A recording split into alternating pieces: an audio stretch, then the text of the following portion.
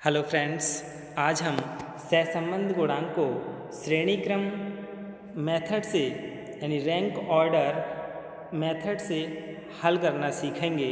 इसे किसी भी नाम से पूछा जा सकता है, जैसे सहसंबंध गुणांक को श्रेणी क्रम विधि से हल कीजिए या स्पीयरमैन मेथड से सहसंबंध गुणांक को निकालिए या कोटिक्रम सहसंबंध नाम से भी आ जाता है। बस यदि सवाल इस तरीके से आए कि किन्हीं दो विषय में सहसंबंध गुणांक ज्ञात कीजिए, तब आपसे जौन सा मेथड अच्छा आता हो उसका प्रयोग कर सकते हैं। तो रैंक ऑर्डर मेथड क्या है, यानी इस विधि से प्राप्त सहसंबंध गुणांक को लैटिन भाषा के रो यानी ये रो से व्यक्त करते हैं।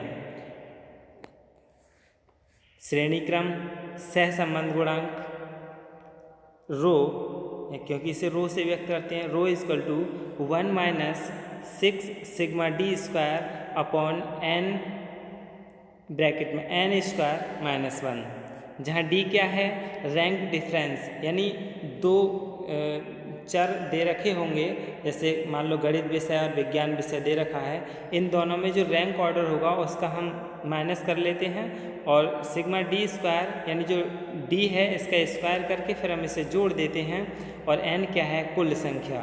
तो इसे हम पहले सवाल के लिए देख लें कि किस तरीके का सवाल आता है। इस तरीके का सवाल आता है कि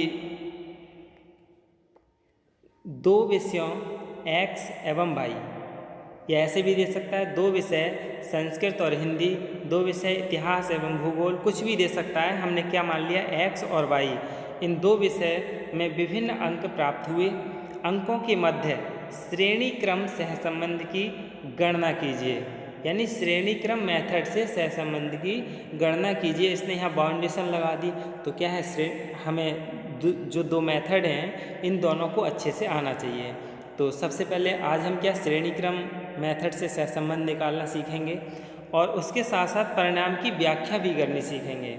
तो ये दे रखा है विषय x और विषय y, जो कि कितने हैं, 3, 3, 6, 3, 9 और 1, 10, यानी 10 छात्र हैं और 10 छात्रों के इन दोनों विषय के अंक दे रखे हैं जो उन्हें प्राप्त हुए हैं। तो इस सवाल के लिए हम कैसे हल करेंगे, रैंक मेथड से, यानी हमने इस तरीके से क्या है, एक टेबल बना ली, इसमें छात्र लिख लिए कितने हैं, 10 तक छात्र हैं, और विषय x y जो कि दे रखे थे उसमें हमने ये उतार लिए इस तरीके से rx, यानी रैंक निकालनी है किसकी, x वाले विषय की। तो रैंक कैसे निकालेंगे, इसमें x वाले में देख लेंगे कि सबसे ज़्यादा प्राप्तांक कितना है, 20, यानी 20 प्राप्तांक सबसे ज़्यादा प्राप्त हुआ है।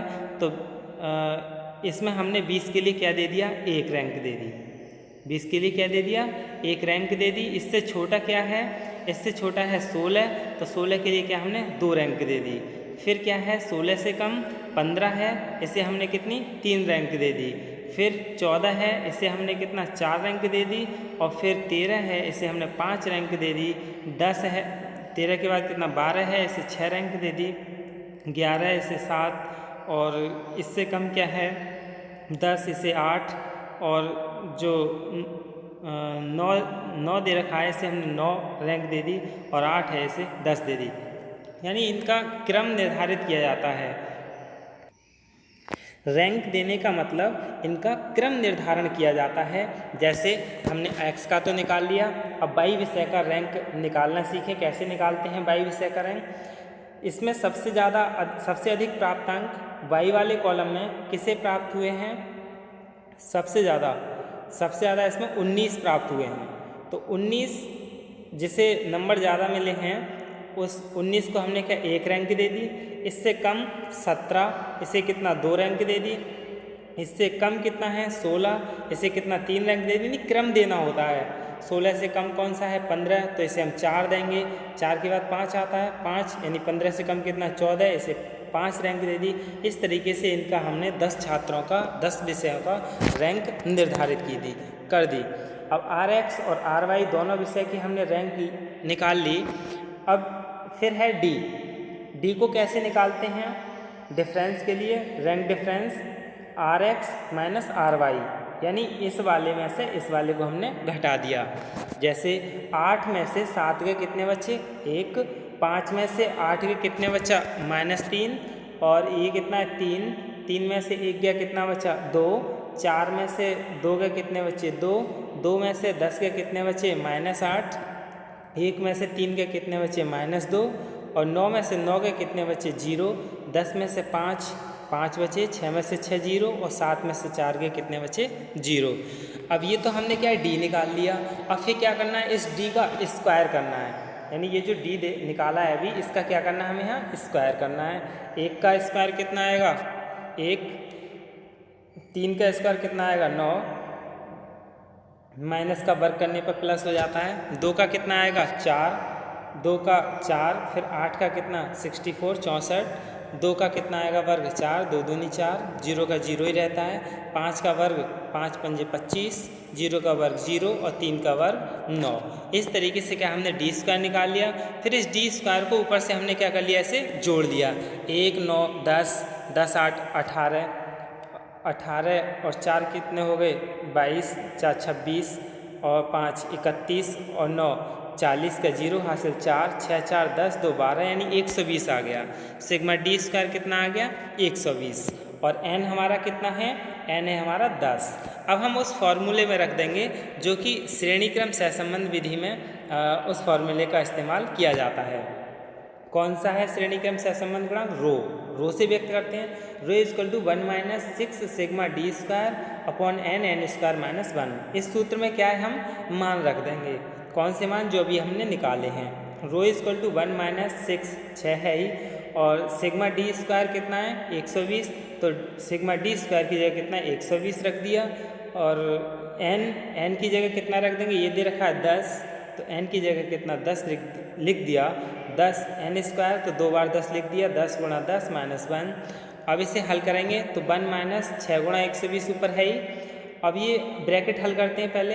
10 और 10 की गुणा करेंगे, 10 ढाई 100, 100 में से 1 गया कितने बच्चे 99, और 10 गुणांक में लिख ही दिए। तो 10 गुणा 99, 0 से 0 के लिए काटा, कितना बचा ऊपर 6 और 12, 12 6 72, ये लिख दिया, और 99 एकम 99।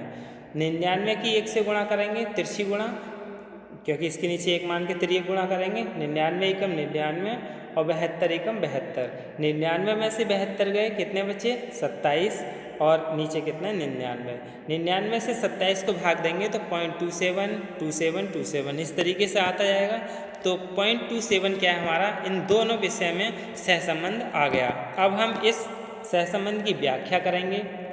सहसंबंध की व्याख्या किस आधार पर करते हैं, जो ये दे रखा है 0.27, तो 0.27 हमारा किस में आता है, बस ये चीज़ देख लें हम।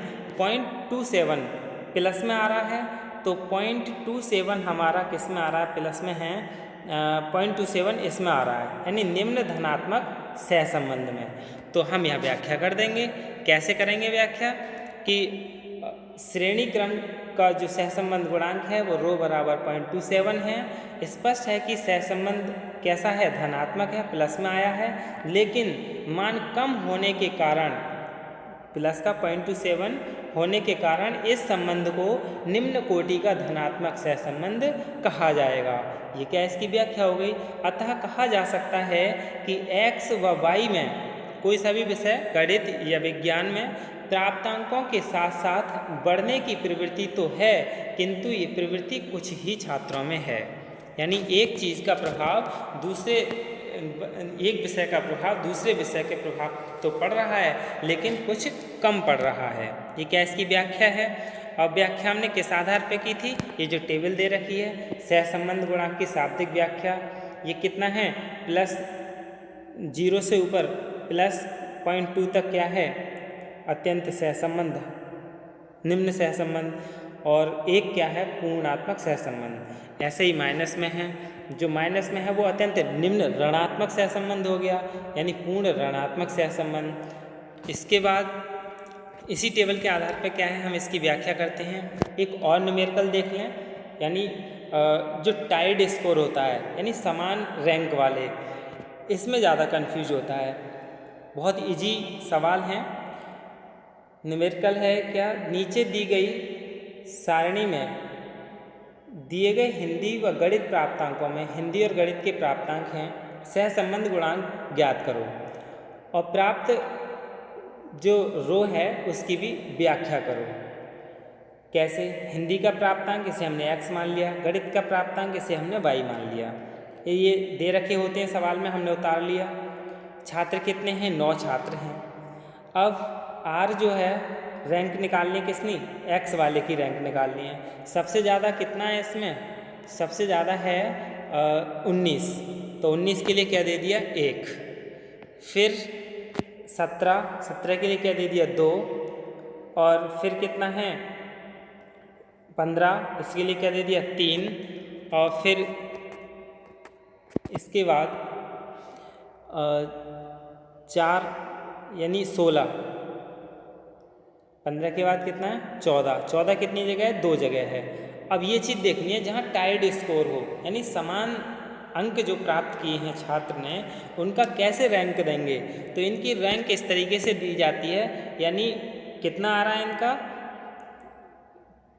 कितना आ रहा है? 4 और 5, यानी एक के लिए गिन लिया 4 नंबर, एक के लिए गिन लिया 5 नंबर, 4 और 5। तो हम हल कर लेते हैं। 4 + 5 बराबर कितने हो गए?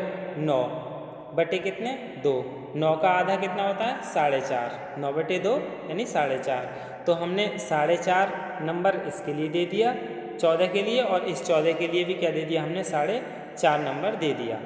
इस तरीके से इनका रैंक निर्धारित करते हैं जहाँ समान स्कोर हो। जैसे 12 दे रखा है, इनका कितना आएगा? 4 और 5 इनका हो गया, 6 हमारा 13 वाले का हो गया। अब ये 12 2 जगह हैं, इनका कितना होगा? 7 और 8। 7 और 8 को जोड़ेंगे कितना होगा? 15, यानी 7 + 8 बटे कितने हैं? 7 बटे 8 बटे कितने? 2। 8 7 15 2 यानी 7.5। तो इनका हमने कितना कितना दे दिया? 7.5 और 7.5। इस तरीके से इनके लिए रैंक दे दी जाती है। अब हाँ, इसमें जो है 12 3 जगह दे रखा है, 3 जगह, तो हम 3 का कर लेंगे। जैसे 7 8 और 9 बटे कितना? 3। 8 9 कितने हो गए? 17 और 7 कितने हो गए? 24। 24 को 3 से भाग दें कितना आएगा? 8। तो इनका 12 का कितना होगा? 8 8 8। 7.5 नहीं आएगा, हमने 2 जगह देखा था। कितना है? 3 जगह दे रखा है। इस तरीके से इनकी रैंक दी जाती है। ऐसे ही बाई वाले को, बाई वाले में क्या है? सबसे बड़ा कितना है इसमें? सबसे बड़ा है 18। 18 को हमने कितना दे दिया? RY में 1। फिर इससे छोटा कितना है? 16। 16 कितना दे दिया? 2। फिर कितना है? 15। 15 कितना दे दिया? 3। फिर कितना है इससे कम? 14। इससे कितना दे दिया? 4। और फिर कितना है? 12। 12 के लिए क्या दे दिया? 5। और 12 से कम क्या? 11।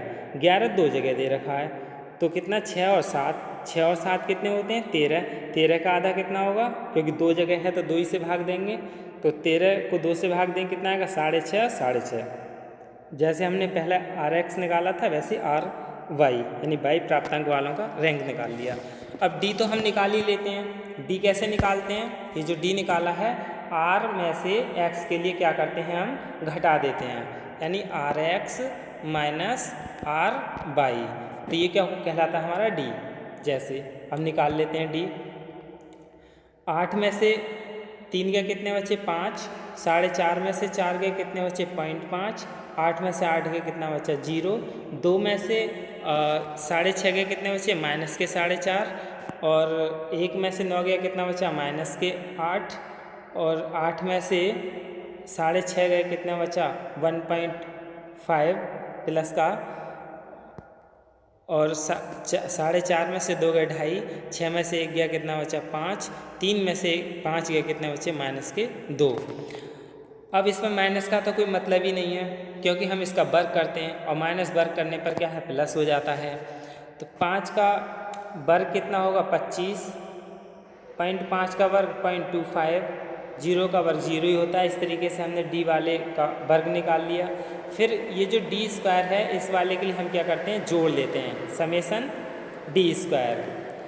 अब उस फॉर्मूले में रख देंगे। श्रेणी क्रम सहसंबंध गुणांक rho equal to 1 - 6 sigma D square upon N, N square minus 1। N कितना था 9, क्योंकि 9 छात्र थे। डी स्क्वायर निकाल लिए 147, एन 9 है। अब इस सूत्र में रख देंगे। कैसे? 1 - 6 गुणा 147 बटे 9, 9 स्क्वायर है तो 9 गुणा 9 माइनस 1। इसे हल करने के बाद कितना आ गया 0.23। तो 0.23 हम जैसा उसका निकला था 0.27, इसमें 0.23। बात एक ही है क्योंकि माइनस वो प्लस में था, ये माइनस में है। 0.2 से 0.4 तक क्या है, अति निम्न सहसंबंध गुणांक में आता है।